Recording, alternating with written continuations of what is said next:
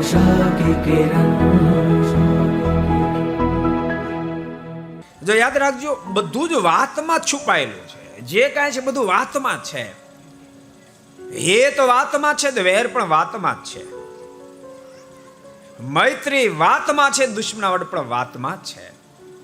સંબંધ વાતથી બંધાય છે, સંબંધ વાતથી જ તૂટે છે. કેવી તમે વાત કરો છો એની સાથે બહુ મોટો મતલબ છે. સુવાક્યથી વિશ્વ બધું વખાણે, કુવાક્યથી કીર્તિ જનો ન જાણે.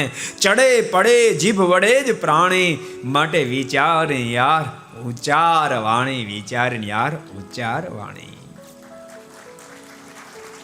વાણી બધું જ ભરેલું છે, બધું જ છે.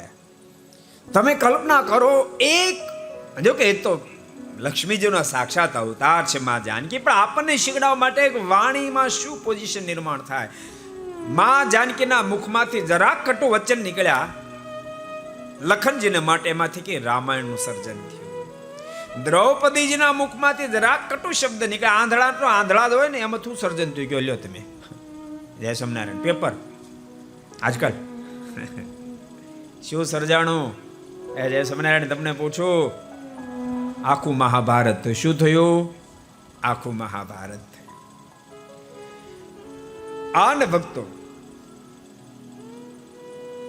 નારજીના મુખમાંથી શબ્દ નીકળ્યા છે, પરાશર પુત્ર તમે એક વેદના ચાર વિભાગ કર્યા, 17 પુરાણો રચ્યા, તેમ છતાં તમારા અંતરમાં શાંતિ થવાનું કોઈ જો કારણ હોય તો તમારી રચનામાંથી ધર્મ અર્થ કામની વાતો વિશેષ કરીને છે જે વાતમાં પ્રભુ મળ જોડાઈ જાય એ પ્રભુ મહિમાની વાતો નથી થઈ. અને આ શબ્દમાંથી વેદ વ્યાસજીની કલમ આગળ વધી શ્રીમદ ભાગવત નિર્માણ થયું.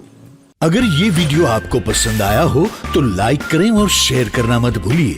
सब्सक्राइब करें सरदार कथा चैनल को और बेल आइकॉन पर क्लिक करना मत भूलिए लेटेस्ट वीडियो सबसे पहले पाने के लिए.